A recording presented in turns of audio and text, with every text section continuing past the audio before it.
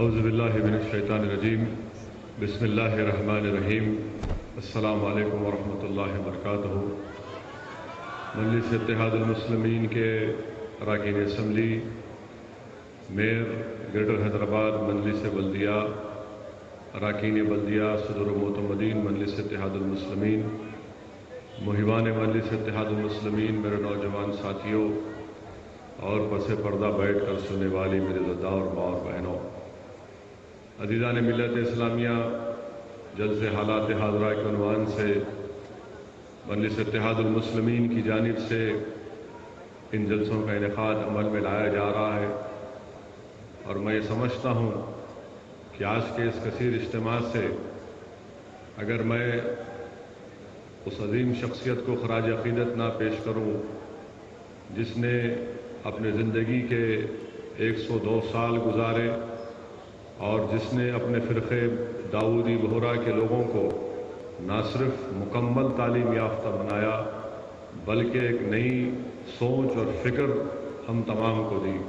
میں بات کر رہا ہوں مرحوم سیدنا برہان الدین صاحب کی، جن کا انتقال پچھلے دنوں ہوا، اور ان کو حکومت جارڈن کی طرف سے اسٹار آف جارڈن اور حکومت مصر کی جانب سے آرڈر آف نائل سے نوازا گیا، اور سیدنا برہان الدین کو نہ صرف الازہر یونیورسٹی سے ڈاکٹریٹ کی ڈگری ملی بلکہ علی گڑھ مسلم یونیورسٹی اور کراچی یونیورسٹی سے بھی ان کو ڈاکٹریٹ کی ڈگری ملی، اور وہ کسی وقت میں علی گڑھ مسلم یونیورسٹی کے چانسلر بھی تھے، اور ساتھ ہی ساتھ ایک عظیم سب سے بڑا انسانیت کی خدمت کا کام جو بمبئی میں سیفی ہاسپٹل انہوں نے تعمیر کیا، مجھے اتفاق ہوا اس کے افتتاح میں جانے کا۔ بہترین سب خوبصورت ہاسپٹل جو بہت زیادہ طریقے سے وہاں پر غریبوں کی خدمت انجام دے رہا ہے۔ میں اس وقت بھی یہاں پر مرکز میں گیا تھا، آج بھی میری تمام ان کے جو جانشین ہیں، اگر میں ان کا نام غلط نہ کہوں تو سیدنا مفدلال سیف الدین صاحب کے ساتھ ہیں، اور ہم امید کرتے ہیں کہ اللہ سبحانہ و تعالیٰ ان کے تمام ماننے والوں کو اللہ صبر عظیم عطا کرے گا، اور جس طریقے سے سیدنا برہان الدین نے قوم اور انسانیت اور ہندوستان کے لیے کام کیا، یقیناً وہ کام جاری اور ساری رہے گا۔ عزیزان ملت اسلامیہ، میں ساتھ ہی ساتھ آپ تمام کے سامنے یہ بتانا چاہتا ہوں کہ یہ جلسہ نامپلی اسمبلی کانسٹیٹنسی میں اور لال ٹیکری کے بلدی حلقے میں منعقد ہو رہا ہے۔ ابھی ماجد صاحب میئر نے مجھے بتایا کہ بلدیہ کی طرف سے اس نامپلی اسمبلی کانسٹیٹنسی میں اور لال ٹیکری ڈویژن میں قریب ایودھیا جنکشن سے بازار گھاٹ جنکشن تک ڈیولپمنٹ کا کام کیا جائے گا، قریب 4 کروڑ کی لاگت سے، اور بازار گھاٹ چورستے سے نامپلی جنکشن کو گاندھی بھون مین روڈ کے پاس قریب 2 کروڑ 40 لاکھ کا کام ہوگا۔ ماسا ٹینک اور ملے پلی کے پاس 9 کروڑ 90 لاکھ کی لاگت سے کام ہوگا، جس میں cement road, footpath, storm water drain اور ڈکٹنگ کا کام ہوگا۔ ساتھ ہی ساتھ جو کارپوریٹر اور ایم ایل اے صاحب کی نمائندگی پر بلدی حلقے لال ٹیکری میں جو کام بلدیہ کی طرف سے کیے گئے، جب تک مکمل ہو گئے 23 کام مکمل ہوئے جس کی لاگت 44 کروڑ روپے ہے، اور جو کام شروع ہونا ہے وہ 19 کام بھی شروع ہونا باقی ہے جس کی لاگت ہے 1 کروڑ 1 لاکھ روپے۔ جو کام چل رہے ہیں وہ قریب 6 لاکھ 40 لاکھ کے کام بھی چل رہے ہیں، 2 کام، تو اگر آپ ان تمام کو ملا لیا جائے تو قریب 1 کروڑ 70 لاکھ کے کام خالی لال ٹیکری ڈویژن میں کیے گئے۔ اس کی لسٹ بھی ہے، اور اگر کوئی چاہتا ہے دیکھنا تو میں انشاءاللہ تعالی ان کاموں کی لسٹ کو اخبار میں ہم چھپائیں گے، آپ لوگ دیکھ سکتے ہیں، اور اگر غلط ہے تو آپ اس کو صحیح بھی کر سکتے ہیں۔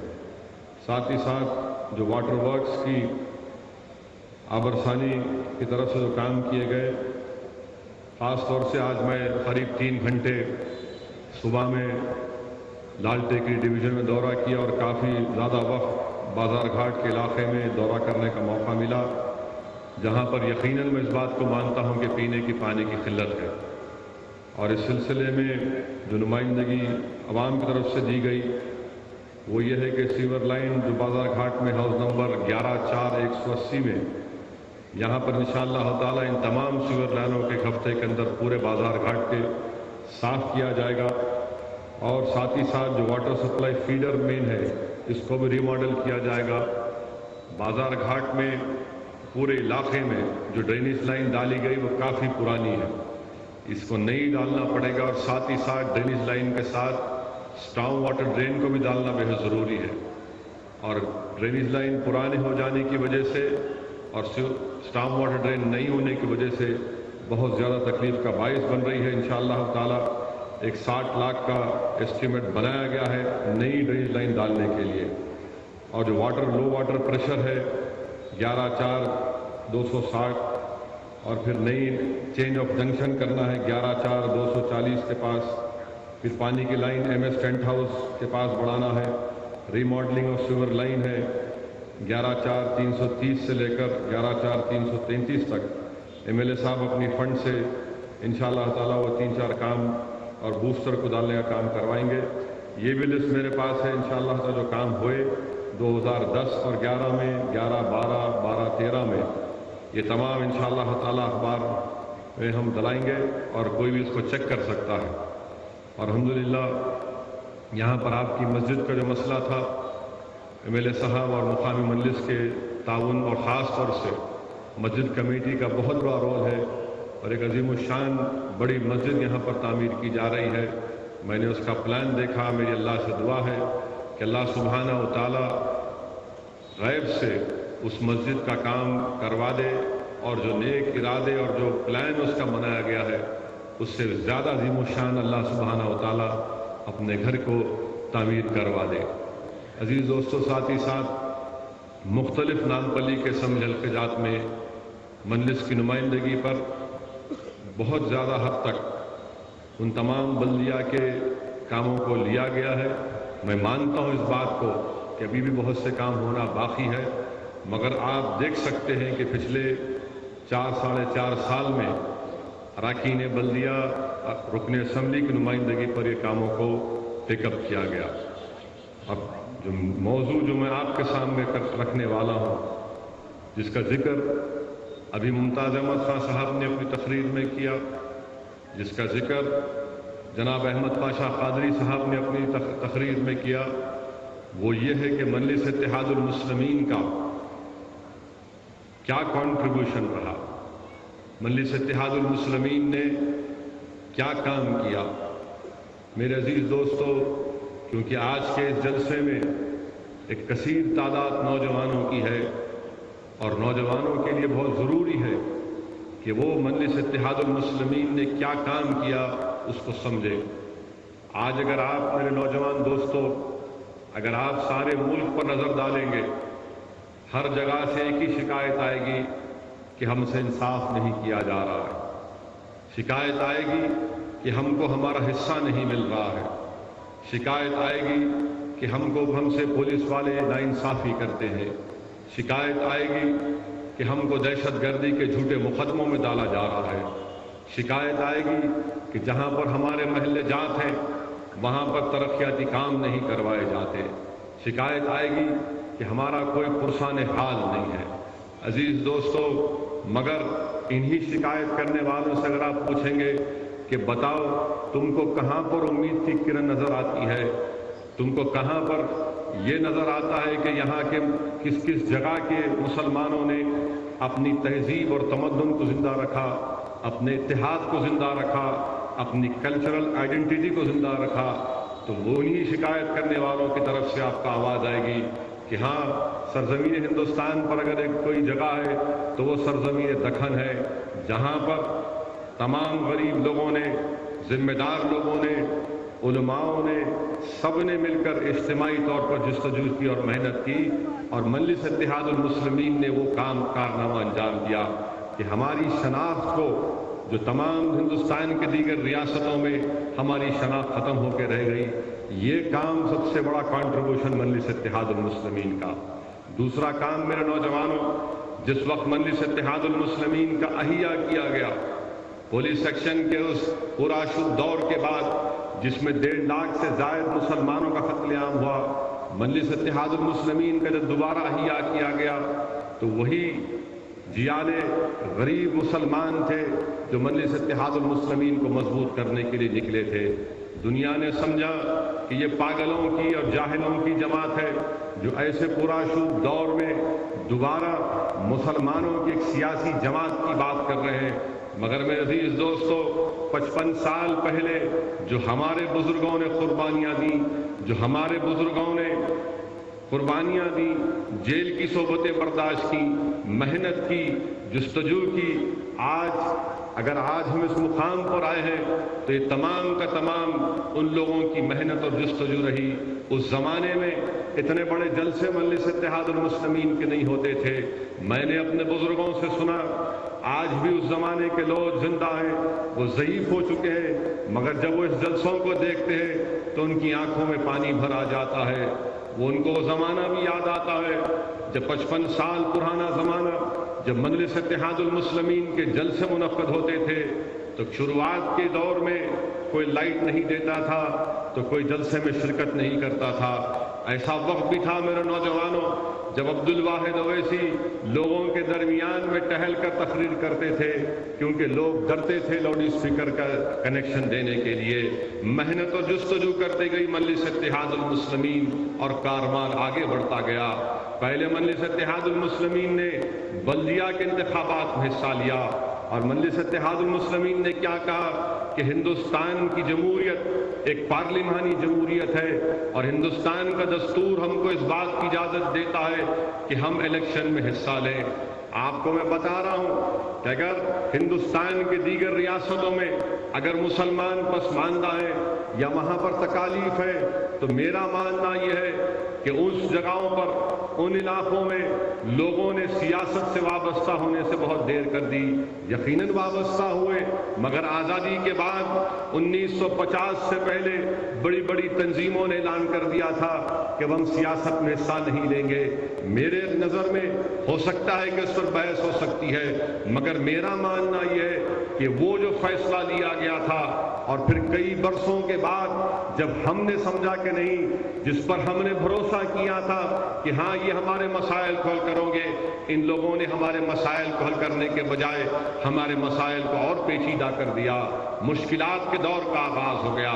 یہ کام سرزمین دکن پر مجلس اتحاد المسلمین نے کیا، اور یہیں پر ہماری ریاست کیرلا میں مسلم لیگ کا قیام عمل میں لایا گیا۔ حضرت اسماعیل رحمۃ اللہ علیہ کی قیادت میں کام کیا گیا۔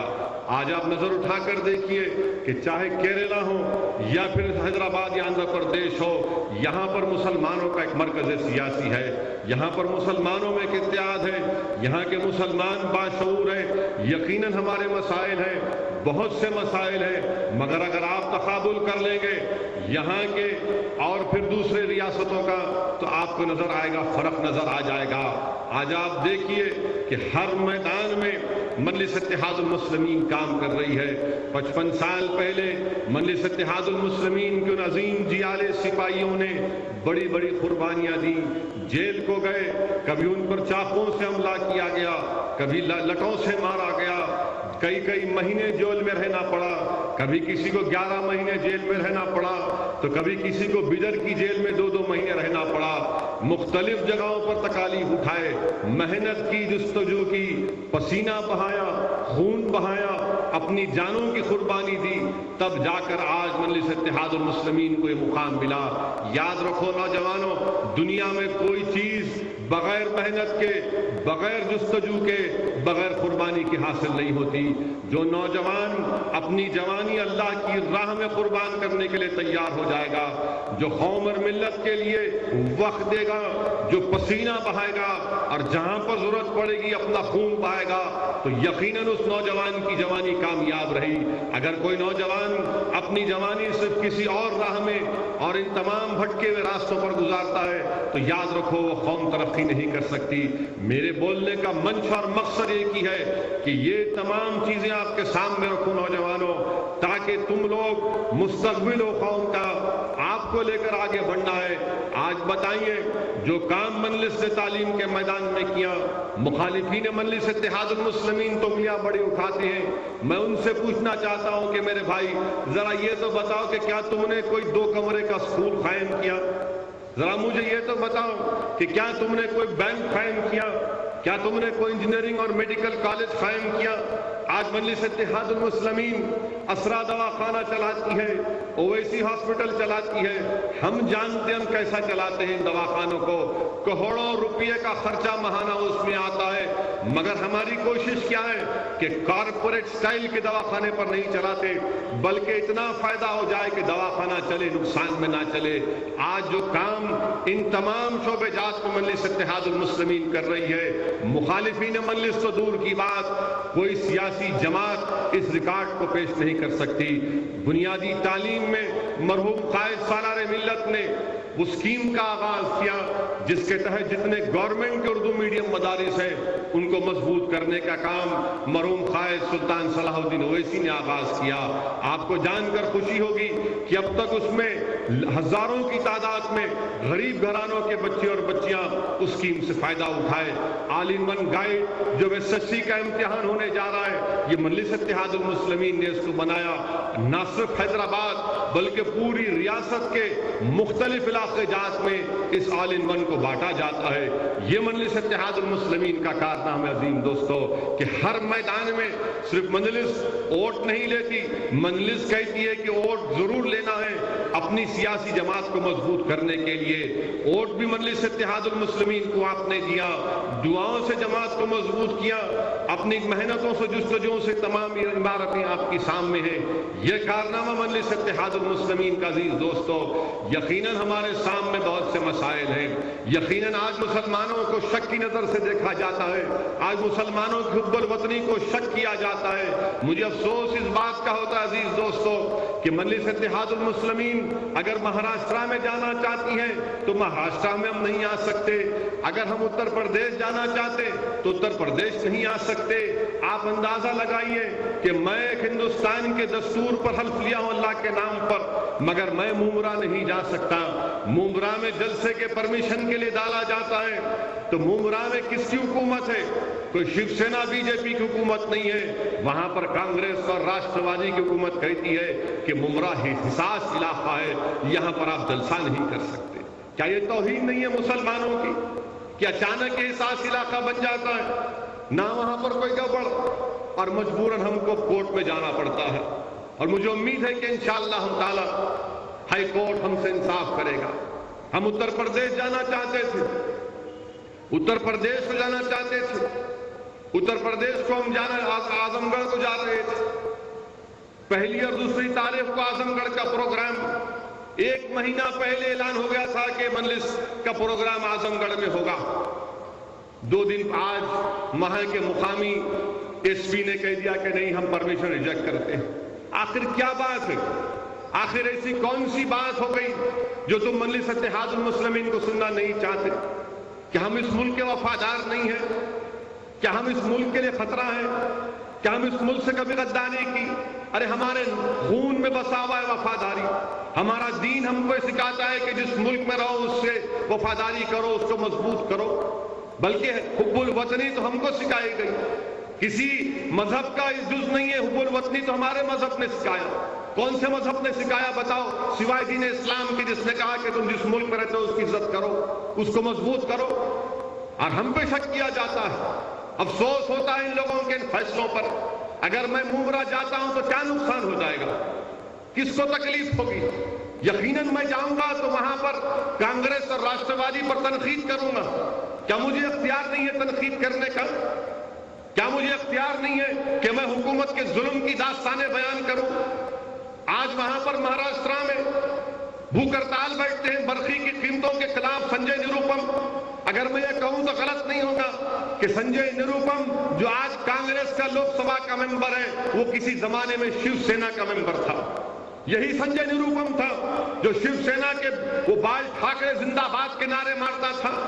شری کرشنا کمیٹی کے اوپر سفارشات پر عمل آوری نہیں ہوئی, ہم کو چن چن کر مارا گیا. آج وہ سنجے نروپم بھوک ہڑتال بیٹھتا ہے جب اس کو توفیق نہیں ہوئی شری کرشنا کمیٹی کی کمیشن کی انکوائری رپورٹ پر عمل آوری کے لیے بھوک ہڑتال بیٹھے. یہ نہیں چاہتے کہ مجلس جا کر یہ بات کرے. اعظم گڑھ ہم جائیں گے تو مجھ سے کسی نے فون کر کر کل ہی بتایا دلی سے کہ اویسی صاحب آپ نے ملائم سنگھ کو کہا, اکھلیش یادو کو کہا آپ کو پرمیشن نہیں مل سکتا. میں نے کہا پھر کیا کہوں, کیا کہوں مجھے بتائیے. آپ لکھ کر بھی جائیے, قصیدے بیان کروں ملائم سنگھ کی تائید میں, اکھلیش یادو کی تائید میں کچھ نظم لکھوں, بتائیے کیا بولوں میں جس سے مجھے پرمیشن ملے؟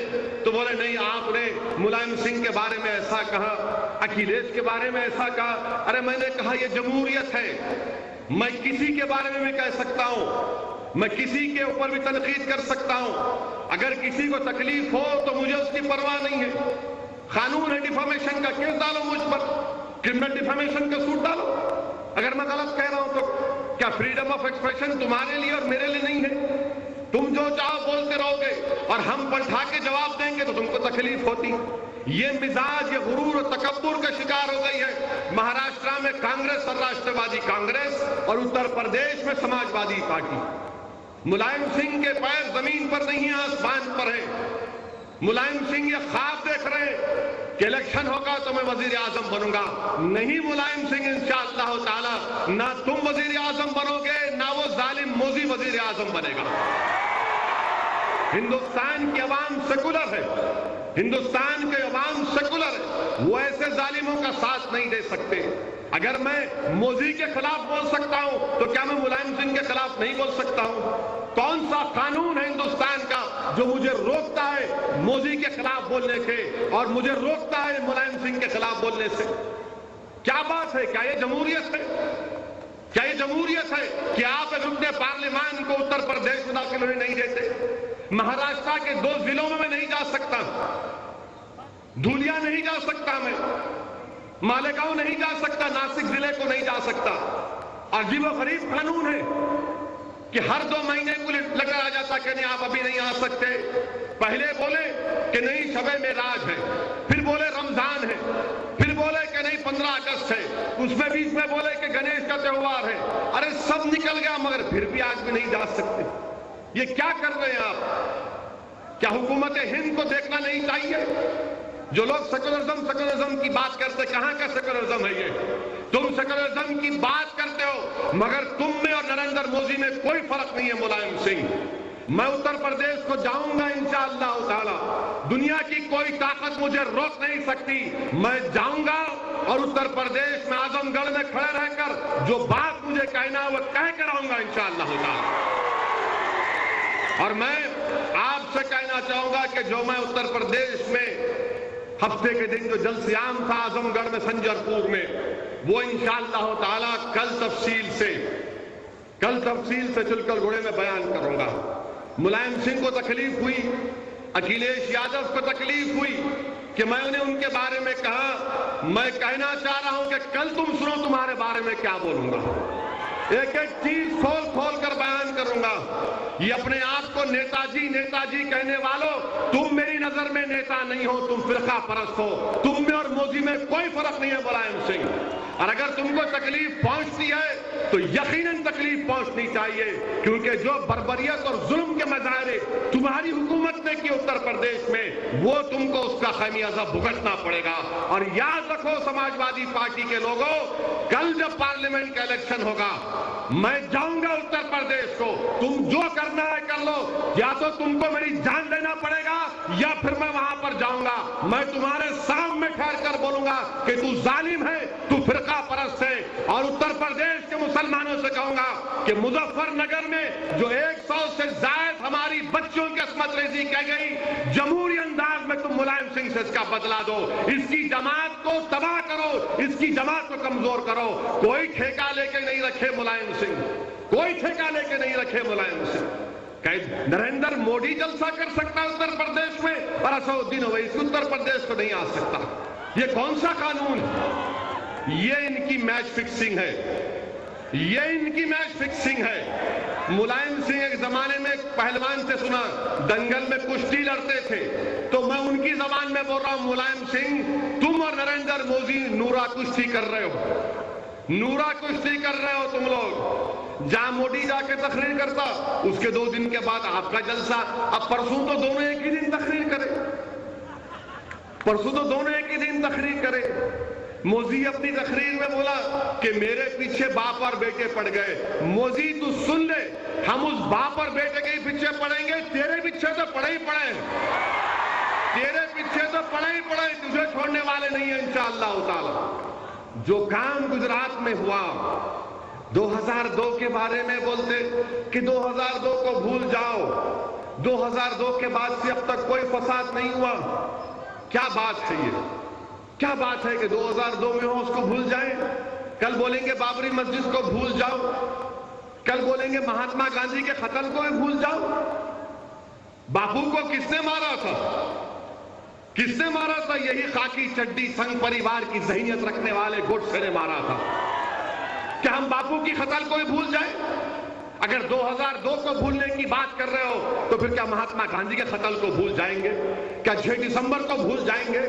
کیا احمد آباد کی سرزمین پہ جہاں پر ہر مسلمان کی دکان کو جلایا گیا، صرف یہ دیکھا کہ مسلمان ہے اور جلا دیا گیا، یہ نہیں دیکھا کہ جو بندی ہے، بریلوی ہے، تبلیغی ہے، داؤدی بورا ہے، کہنے جلاؤ، میاں کی دکانیں جلاؤ، اس سے ووٹر لسٹ نکال کر دیکھ کر دکانوں کو ٹارگٹ کیا گیا احمد آباد میں۔ کیا تماشا نہیں ہوا وہاں پر؟ کیا تماشا نہیں ہوا وہاں پر؟ اور یہ شخص آ کے بول رہا کہ نہیں آپ فکر مت کرو، اب کچھ نہیں ہوگا۔ ارے ہم کیسے بھول جائیں، کیسے بھول جائیں احسان جعفری کے قتل کو؟ کیسے بھول جائیں ان تمام بچیوں کی قتل کو جن کے گھروں کو تباہ و برباد کر دیا گیا؟ کیسے بھول جائیں کہ حیدرآباد سے 16 بچے 6 سال غیر ضروری جیل میں رہے، احمد آباد میں سابرمتی جیل میں؟ کہ ہم بھول جائیں؟ اور جو لوگ موزی کے بارے میں کہہ رہے ہیں کہ نہیں یہ بدل چکا ہے، ایسا نہیں ہے۔ یاد رکھو، جو شخص 14 سال کی عمر میں 14 سال کی عمر سے RSS سے وابستہ ہے، 14 سال کی عمر سے یہ RSS کے رنگ میں رکھا گیا، اس کا اوڑھنا بچھونا سنگھ پریوار، اور آج وہ شخص کے بارے میں ہمارے بڑے بڑے انڈسٹریلسٹ بول رہے کہ نہیں یہ جیتے گا۔ ارے جیت ہار تو اللہ کے ہاتھ میں۔ ہمارا کام یہ ہے کہ موزی سے مقابلہ کریں۔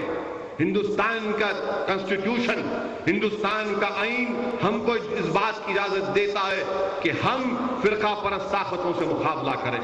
اور کانگریس پارٹی، یہ آپ کی غلطی ہے، 9 سال آپ کی غلطی ہے کہ آج موزی آپ کے سر پہ چڑھ کے بیٹھ گیا، آج موزی آپ کے سر پہ چڑھ کے بیٹھ گیا۔ آپ کوئی پالیسی تیار نہیں کیے، کوئی پالیسی تیار نہیں کیے۔ آج کیا ہو رہا ہے اس ملک میں؟ یقیناً ہم کو روکنا ہے، دیکھنا ہے کیا پالیسی ہم لوگ اپنائیں گے۔ اور یہ تمام فرقہ پرست طاقتوں کی ایک ہی کوشش کہ حیدرآباد میں جو مسلمانوں کا اتحاد ہے اس کو کیسے کمزور کیا جائے۔ حیدرآباد میں جو مسلمانوں کا اتحاد ہے، اور مجلس نے کیا کہا اور مجلس کی سوچ کیا ہے؟ اگر کسی جماعت کی ٹھوس، مجلس کا اتحاد کیا ہے کہ کلمے کی بنیاد پر متحد ہو جاؤ، کلمے کی بنیاد پر متحد ہو جاؤ۔ یہ کانسیپٹ، یہ نعرہ، یہ سوچ مجلس اتحاد المسلمین نے دیا، اور یہ سوچ اور فکر پورے ہندوستان کے مسلمانوں کو متحد کر سکتی ہے۔ یقیناً ہم فرقوں میں ہوں گے، یقیناً ہمارے مسلک الگ ہو سکتے ہیں، مگر جہاں پر کلمے کی بات آئے گی، جہاں پر اللہ اور اس کے رسول کا معاملہ آئے گا، اتحاد پیدا ہوگا انشاءاللہ۔ یہ مجلس اتحاد المسلمین کی سوچ اور فکر۔ میرے عزیز دوستو، میرے نوجوانوں، یہ ایک پالیسی ہم کو بنا کر آگے بڑھنے کی ضرورت ہے۔ یقیناً بی جے پی ایک چیلنج ہے، میں اس کا اقرار کرتا ہوں، اور میں یہ کہہ رہا ہوں کہ اس چیلنج کا ہم کو مقابلہ کرنا ہے۔ ہم کیسے مقابلہ کریں گے؟ کیا ان لوگوں سے مقابلہ ہوگا؟ کیا بنا رہے ہیں آج کل کہ اسمبلی کا الیکشن آیا، 6-8 مہینے پہلے الیکشن آنے سے پہلے تیار ہو گئے، دورے کرنا شروع ہو گئے، کوئی 26 جنوری کا جھنڈا چڑھا دیے، عید میلاد النبی آیا تو 20 لوگوں کا کھانا پکا کے بھیجا دیے۔ نہیں میرے دوستو، جماعت الگ چیز ہے، انفرادیت الگ چیز ہے۔ جماعت جماعت ہے، گروپ گروپ ہے۔ جماعت 55 سال کا ریکارڈ تمہارے سامنے ہے۔ کیا کوئی جماعت کی محنت اور قربانیاں اور کامیابیاں کیا ایک شخص کے سامنے کیا ہے یہ؟ اسی لیے میں کہہ رہا ہوں کہ آج پوری کوشش فرقہ پرست طاقتوں کی ہے کہ آنے والے اسمبلی انتخابات میں مجلس اتحاد المسلمین کی کامیابی کو روکا جائے۔ ان کا مقصد کیا ہے کہ ہمارے ووٹوں میں ڈویژن پیدا کیا جائے، ہمارے ووٹوں کو توڑ دیا جائے۔ کہاں گئے وہ لوگ؟ 4 سال نظر نہیں آئے حلقہ نام پلی میں، حلقہ نام پلی میں کوئی نظر نہیں آئے۔ اچھا برا ہوا تو مجلس اتحاد المسلمین بیچ میں تھی، ضرورت پڑی تو مجلس اتحاد المسلمین بیچ میں تھی۔ مراد نگر میں گڑبڑ ہوئی، رات کے 12:30-1 بجے کون جاتے؟ ذاکر باقری، وہاں کا کارپوریٹر وراثت صاحب پہنچتے۔ کہاں سے یہ لوگ نظر نہیں آئے؟ عزیز دوستو، جماعت کا ساتھ دینا، جماعت کو پہلے مضبوط کرنا، اپنے اراکین کو کامیاب کرنا، یہ بی جے پی کو بہترین جواب ہے۔ اور آندھرا پردیش میں تو تیلگو دیسم اور بی جے پی مل کر مقابلہ کریں گے۔ آندھرا پردیش میں تیلگو دیسم اور بی جے پی مل کر مقابلہ کریں گے۔ اور افسوس مجھے یہ ہوتا ہے کہ چندرا بابو نائیڈو سبق حاصل کرنے کو تیار نہیں۔ چندرا بابو نائیڈو 10 سال سے اقتدار سے محروم ہو گئے۔ اور کیوں محروم ہوئے؟ کیونکہ مسلمانوں نے یہ کہا کہ شخص پر بھروسہ نہیں کیا جا سکتا۔ مگر اس کے باوجود بھی آج پھر چندرا بابو نائیڈو اپنی قسمت آزمانے کے لیے سنگ پریوار کے گود میں جا کے بیٹھ گئے۔ موزی کے بازو بیٹھ کر ہاتھاں اٹھا رہے ہیں، خوشی کا اظہار کر رہے ہیں۔ افسوس ہوتا ہے کہ جس شخص کی تائید کی وجہ سے موزی گجرات میں ظلم کرتا رہا، 2002 میں جب گجرات میں فساد ہوا، نائیڈو کے پاس 33 لوک سبھا کے اراکین تھے۔ یہ شخص اگر اپنی تائید کو واپس لیتا تو اٹل بہاری واجپئی کی حکومت گر جاتی، فوراً گر جاتی، مگر تائید واپس نہیں لیا۔ ایک لفظ نہیں کہا گجرات کے ظلم کے بارے میں۔ گجرات جلتا رہا، 3000 سے زائد مسلمانوں کا قتل عام ہوا، درگاہوں کو ختم کر دیا گیا، مساجد کو شہید کر دیا گیا، کروڑوں اربوں روپے کے ہمارے کاروبار کو ختم کر دیا گیا۔ آج پھر تیلگو دیسم بی جے پی کے ساتھ جانے کو تیار ہے۔ عزیز دوستو، یہ خطرناک چیز ہے کہ تیلگو دیسم اور بی جے پی مل کے آنا، یہ ہمارے لیے ایک چیلنج ہے۔ اگر ہم اپنے ووٹوں کا صحیح استعمال کریں گے نوجوانوں، اور یاد رکھو نوجوانوں، جو پولنگ پرسنٹیج ہمارا ہے 55% یا 50%، یہ کافی نہیں ہے۔ ہمارا پولنگ پرسنٹیج کم سے کم 90% کے قریب جانا چاہیے۔ کیوں نہیں نکل کے ووٹ ڈالتے آپ؟ کون روک رہا ہے آپ کو ووٹ ڈالنے سے؟ آج ٹوٹر لسٹ میں مجلس نے کام کروایا، جتنے لوگوں کے نام نہیں تھے کانگریس کھلوا کر ناموں کا اندراج عمل میں لایا گیا۔ چیک کرو اپنے نام آئے نہیں آئے، جاؤ دیکھو، اگر نہیں ہے تو دارالسلام کو، ہمارے پاس پورا ریکارڈ ہے۔ مگر ووٹ تو ڈالنا پڑے گا آپ کو اب کے بعد۔ اگر ذرا سی بھی غفلت کریں گے تو فائدہ ان فرقہ پرست تنظیموں کو ہو سکتا ہے۔ اگر آپ اپنا پولنگ پرسنٹیج کو بڑھائیں گے، اس کو 90% کے قریب کر سکتے اور کرنا بھی چاہیے، تو یقیناً نہ صرف نامپلی کی سیٹ پر پچھلے بار 6000 ووٹوں سے ہم نے کامیابی حاصل کی تھی، اگر ہمارا پولنگ پرسنٹیج اگر 5% بڑھے گا تو 20,000 کی انشاءاللہ میجارٹی ہوگی۔ کیا آپ کو نکل کر ووٹ ڈالنا ہے میرے دوستو؟ ان جلسوں کو منعقد کرنے کا مقصد یہ ہے کہ عوام سے اپیل کی جائے کہ اپنے ووٹ کا استعمال کرو۔ اگر آپ ووٹ نہیں ڈالیں گے تو پھر جمہوریت کس کام کی؟ اگر آپ ووٹ نہیں ڈالیں گے تو جمہوریت کس کام کی؟ آپ کا پسند ناپسند کا اظہار کیسے ہوگا؟ اور بہترین طریقہ یہ کہ ووٹ ڈالیے، پولنگ پرسنٹیج کو بڑھائیے، خاص طور سے اپنے گھر والوں کو لے کے جاؤ۔ اب وقت نہیں رہا، ہو سکتا ہے کہ 26-27 فروری تک کوڈ آف کنڈکٹ کا یا ضابطۂ اخلاق کا اعلان ہو جائے اور تاریخ آ جائے کہ کب الیکشن ہوگا۔ آج ہم دیکھتے ہیں کہ ہماری اسمبلی میں ایک نیا تماشا آج ہو گیا۔ اسمبلی نے خود یہ کہہ دیا کہ ہم کو تلنگانہ کی ضرورت نہیں ہے۔ عجیب و غریب کانگریس پارٹی ہے، عجیب و غریب کانگریس پارٹی۔ ان کی مرکزی قیادت بولتی ریاست کو توڑنا، یہاں پر ان کا چیف منسٹر بول رہا کہ نہیں توڑنا۔ یہ کیا ہے سمجھ میں نہیں آتا میرے کو. یہ کانگریس پارٹی کے پاس ایک تماشا. اب یہ بل جائے گا پارلیمنٹ میں. مجلس کا ماننا یہ ہے, مجلس اس بات کا مطالبہ کر رہی ہے کہ ہم کسی حال میں لا اینڈ آرڈر کو حکومت کے پاس نہیں دے سکتے. گورنر کیسے لا اینڈ آرڈر کا انچارج ہوگا؟ دستور اس بات کی اجازت نہیں دیتا. کل اگر خدا نخواستہ بی جے پی اقتدار میں آئے گی دلی میں تو گورنر کون بنے گا؟ ایک فرقہ پرست آر ایس ایس ذہنیت والا بنے گا. ظلم ہم پر ہوگا, نشانے پر ہم آئیں گے.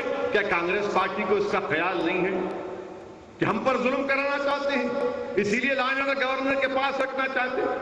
اور یہ کانگریس کے تمام لوگ جو چیف منسٹر بننے کی تیاری میں ہیں, جن کی آخری زندگی کی حسرت ہے کہ مرنے سے پہلے ایک مرتبہ چیف منسٹر بن جاؤں, ارے ذرا یہ تو دیکھو کہ ہائی کورٹ کہاں ہے تلنگانہ کی؟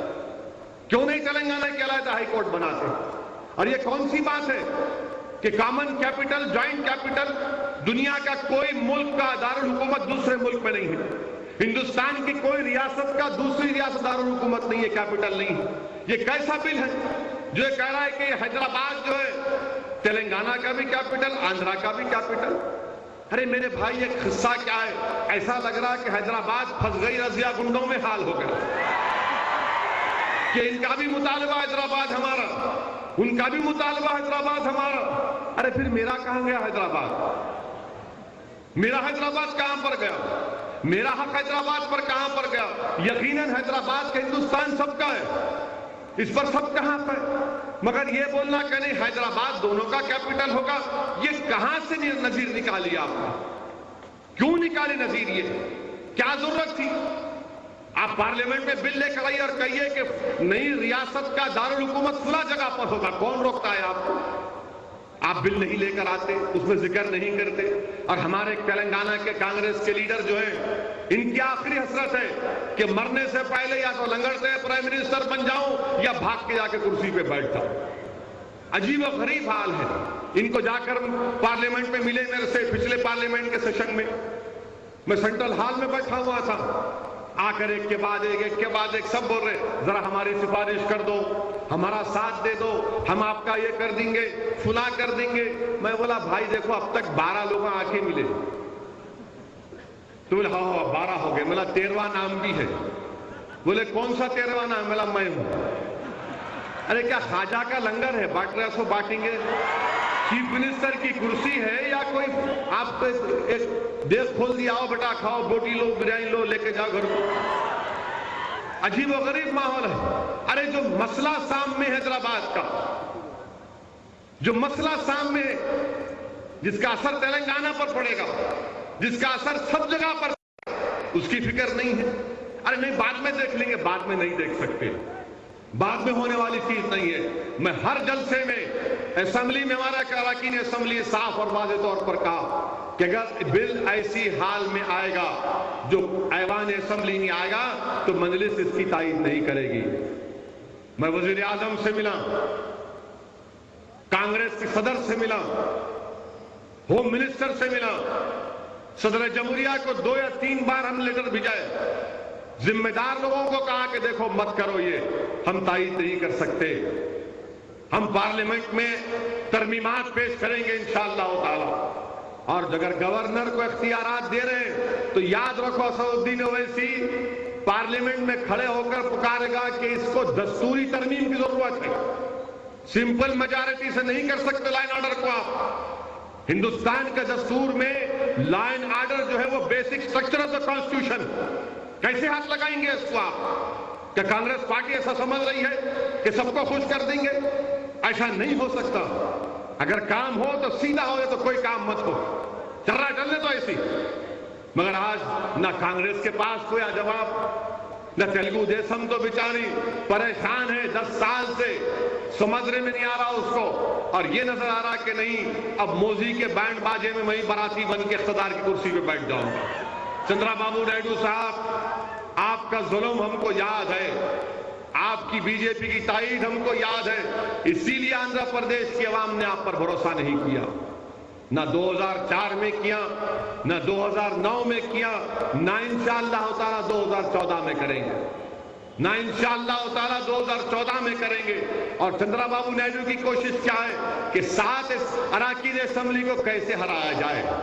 آج تلگو دیشم اور بی جے پی کی میٹنگ ہو رہی ہے کہ پہلے مجلس اتحاد المسلمین کی کامیابی کیسے روکیں, کیسے حیدرآباد کی پارلیمنٹ کی سیٹ پر کامیابی کو روک سکیں. رات دن تلگو دیشم اور بی جے پی کے لوگوں کی میٹنگ چل رہی ہے کہ مجلس اتحاد المسلمین کے واسطے کیا کیا جائے. عجیب و غریب سیاست ہے ہندوستان کی کہ کوئی آپ عام آدمی ہے تو کوئی خاص آدمی ہے گجرات کا, انہوں صاحب ہے, انہوں آپ ہے, اور مسلمان تو بے نام کا ہو گیا. مسلمان کا تو کوئی پوچھنے والا نہیں, کوئی پوچھنے والا نہیں. افسوس ہے کہ یہ نئی جماعت کہتی ہے کہ اپنے آپ کو اقلیت مت بولو, آپ اپنے آپ کو دوسری بڑی اکثریت بولو. ارے ہندوستان کا دستور پڑھو, دستور کی دفعہ 25 سے 30 تک یہ پکار کر کہہ رہی ہے کہ ہم مسلمانوں کی مذہبی اور تہذیبی شناخت کو پروٹیکشن ملے گا, تحفظ ملے گا. کس طرح کی باتیں کرتے ہیں لوگ. اور پھر بی جے پی سے مقابلہ کریں گے, اس سے مقابلہ کریں گے. یاد رکھو عزیز دوستو, یہ مودی کے پاس کوئی معاشی پالیسی نہیں ہے.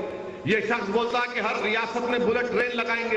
حیدرآباد میں MMTS ہے جس میں صبح کے اوقات میں ہمارے نوجوان اس کو استعمال کرتے کام کرنے کے جانے کے لیے, کالج جانے کے لیے. MMTS کی سروس اچھی نہیں کر سکے تو مودی بول رہا میں بلٹ ٹرین لگاتا ہوں ہر ریاست میں. IIT 7 IIT بنائے گئے پچھلے 6 سال میں. اب یہ مودی بول رہا ہر ریاست میں میں IIT بناؤں گا. کیا معاشی پالیسی ہے اس کی, کیا معاشی پالیسی ہے. سونا ہے باہر سے آ رہا تو مودی بولتا ہے انفلیشن اس سے ہو رہا. ارے تیرے کو اکنامکس نہیں معلوم تو کسی ایکسپرٹ سے پوچھ لے. باہر سے سونا آیا تو انفلیشن اس سے نہیں ہوتا, باہر سے سونا آیا تو کرنٹ اکاؤنٹ ڈیفیسٹ میں اضافہ ہوتا. مگر مودی ہے جو دل میں آیا بیچارہ بولتے رہتا. بولنا ہے کالی اس کو, متروں بولے تو سب سن لیتے, یقین کر لیتے. عجیب و غریب معاملہ ہے.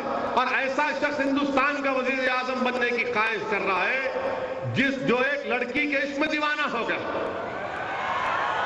اور عجیب بات ہے کہ 60 سال کی عمر میں آپ کا دل دھڑکنا شروع ہوا,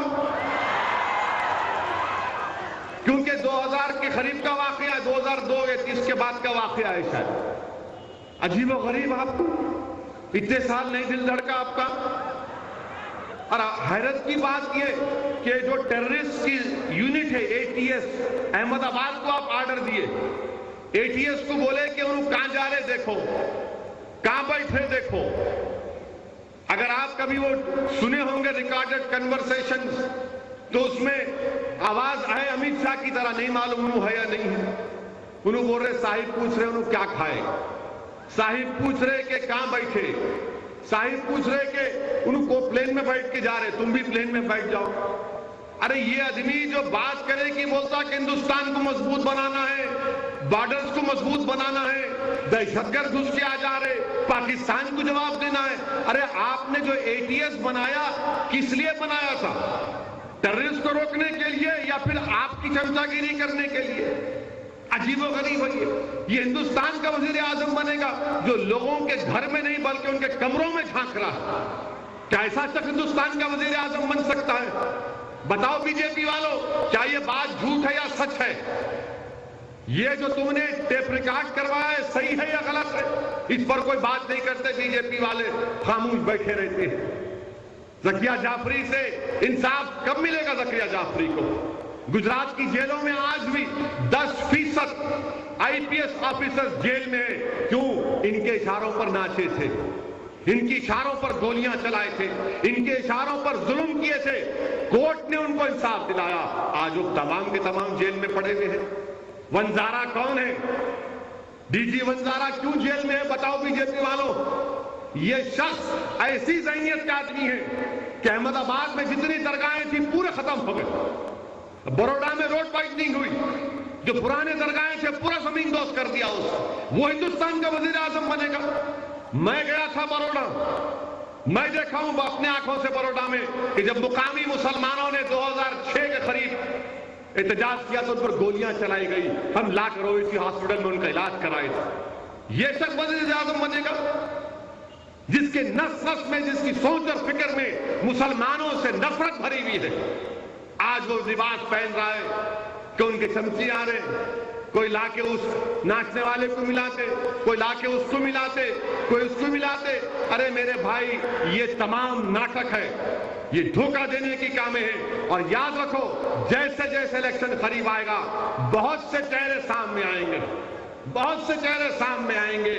یہ لوگ بہت سے بڑے بڑے لوگوں کو خرید چکے ہیں، بہت سے بڑے بڑے لوگ اپنا ضمیر بیچ چکے ہیں مودی کے پیروں پر رکھ کر۔ آج ان سے بھی ہم کو ہوشیار رہنے کی ضرورت ہے۔ نکلیں گے، الیکشن قریب جیسا آتا ہے، بارش کے بعد زمین سے کیڑے نکلتے نا، ویسی کیڑے نکلنے والے ہیں۔ بڑے ہمدرد بن کے آئیں گے قوم اور ملت کے۔ کوئی پالیسی نہیں ہے بی جے پی کے پاس، کوئی پالیسی نہیں ہے۔ اور یاد رکھو نوجوانوں، جس جماعت کے قائدین اڈوانی کی موجودگی میں بابری مسجد کو شہید کیا گیا، آج وہ مقدمہ سپریم کورٹ میں ہے۔ کل اگر بی جے پی کی گورنمنٹ بنے گی تو کیا پٹیشن ڈالیں گے؟ کیا پٹیشن ڈالیں گے سپریم کورٹ میں؟ بتائیے آپ۔ یہ کہے گی گورنمنٹ کہ نہیں، ہم عدالت کے فیصلے کو مانیں گے۔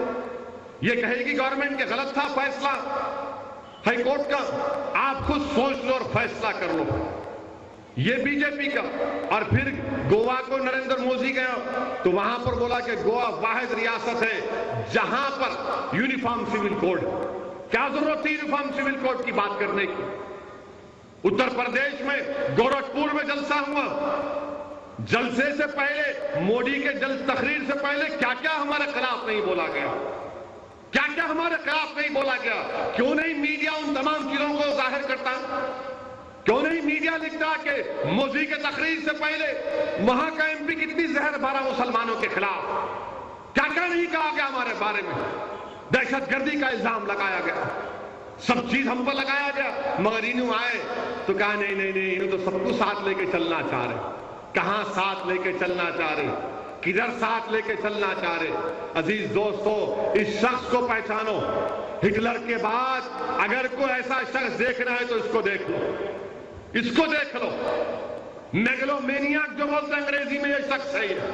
یاد رکھو، ہندوستان ترقی نہیں کر سکتا اس کی قیادت میں۔ ہندوستان دنیا کا ایک واحد ملک ہے جہاں پر ہر مذہب کے ماننے والے ہیں، جہاں پر سووں کی تعداد میں زبانیں بولی جاتی، جہاں پر ہزاروں کی تعداد میں تہذیب ہے، تمدن ہے۔ ایسے ملک میں کیا آپ 3% لوگوں کی سوچ کو غالب کریں گے؟ ہندوتوا کی تہذیب کو غالب کریں گے؟ وہ تہذیب جس کا بانی گرو گولوالکر کہتا ہے کہ مسلمان یہاں کے شہری نہیں ہیں، یہ یہاں کا ہندوستان کا مذہب نہیں ہے۔ ان کی کتابوں میں لکھا ہوا ہے، بنچ آف تھاٹ پڑھو، وی دا پیپل پڑھو، گرو گولوالکر کی اس میں لکھا ہوا ہے۔ کیا ایسی لوگوں پر آپ بھروسہ کر سکتے ہیں؟ ان کا ایجنڈا یہی ہے کہ جیسے اقتدار پر آئیں گے، یاد رکھو یہ حل آرام سے اچھے طریقے سے اپنے ہندوتوا کے ایجنڈے کو لاگو کریں گے۔ میرا مقصد یہ نہیں ہے بولنے کا کہ کانگریس کو ووٹ دو، میں آپ سے کہہ رہا ہوں کہ پہلے ان کو روکنا ہے، اور ان کو روکنا ہے حیدرآباد میں تو مجلس اتحاد المسلمین کو مضبوط کریے، جماعت کو کامیاب کریے۔ کون ہے بی جے پی کے خلاف آواز اٹھانے کا؟ اور افسوس ہوتا ہے کہ نائیڈو اتنا قریب آ گیا مودی کے کہ کہتا ہے کہ 200 سال میں نظام دکن نے جو کام نہیں کیا میں 9 سال میں کیا۔ چندرا بابو نائیڈو، کیا ہے یہ؟ کیا ہو گیا ہے آپ کو؟ کیا آپ کے کان میں پھول ہے یا میرے کان میں پھول ہے؟ آپ کدھر آسمان کو دیکھ کے تھوک رہے؟ آسمان کو اگر آپ دیکھ کے تھوکیں گے تو آپ کے منہ پہ گرتا وہ۔ آپ 9 سال میں کیا کیے بتاؤ مجھے؟ چلو میں چیلنج کر رہا ہوں چندرا بابو نائیڈو، بحث کرتے عوام کے درمیان میں آ کے، تمہارا 9 سال کا ریکارڈ اور 200 سال کا ریکارڈ، آ جائیے کسی بھی جگہ پہ مقابلہ کریں گے، ہو جائے ایک ڈیبیٹ۔ ایک چیلنج کر رہا ہوں تیلگو دیشم کو میں پھر سے، میں نہیں آؤں گا، اکبر ہی آئیں گے، انہی تم سے مقابلہ کریں گے۔ 9 سال میں کیا کیا آپ بتاؤ؟ 9 سال میں آپ گجرات دیے، 9 سال میں عزیز اعظم کا انکاؤنٹر دیے، 9 سال میں سائی بابا مندر کا بم بلاسٹ کیے، 9 سال میں ہمارے بچوں کو گرفتار کر کے گجرات کی جیلوں میں ڈالے، 9 سال میں پورے زمینہ ایسا بانٹے حیدرآباد کے اطراف میں جیسا کہ آپ کی ذاتی ملکیت تھی۔ کس کو دیے؟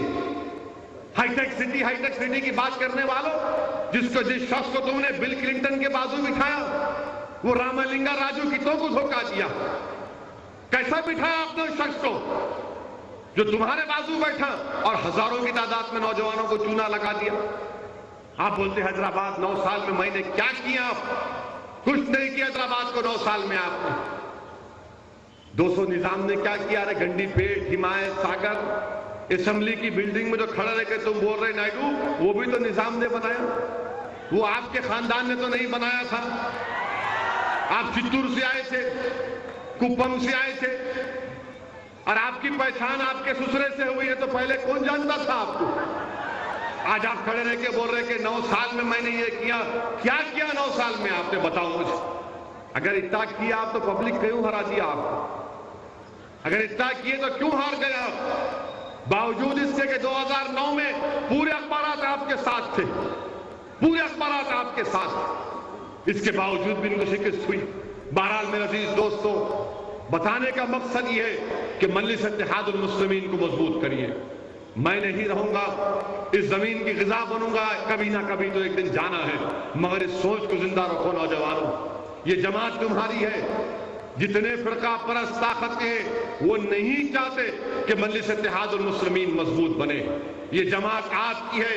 بار بار جماعت نے ہی پیغام دیا کہ آؤ ایک مرکز سیاسی سے وابستہ ہو جاؤ، کلمے کی بنیاد پر متحد ہو جاؤ. ہندوستان میں کوئی ایسی جماعت نہیں ہے جس میں تمام مسلمانوں کے طبقے اور فرقے ایک جگہ جمع ہو سکتے. کوئی نہیں ایسا پلیٹ فارم جو مجلس اتحاد المسلمین نے 55 سال کی محنت کے بعد اللہ کے فضل و کرم سے کامیابی حاصل کی. میرے عزیز دوستو، یہ بنیادی کام ہمارا ہونا چاہیے کہ ہم اپنی جماعت کو مضبوط کریں، اتحاد کو مضبوط کریں. نوجوانوں، اپنے معاشرے کی برائیوں کا بھی خاتمہ کرو. میں راستے میں آ رہا تھا تو کسی نے مجھے فون کر کے بتایا کہ کسی ایک شادی خانے میں ایک آرکیسٹرا چل رہا تھا. وہ بیچارے رو کر مجھ سے کہہ رہے تھے کہ لڑکیاں ناچ رہی تھی آرکیسٹرا کے سامنے. میرے دوستو، نوجوانوں، چھوڑو ان راستوں کو. یہ راستے صحیح نہیں ہیں، یہ راستے تباہی اور بربادی کی طرف لے کر جاتے. متحد رہو، اپنی جماعت سے وابستہ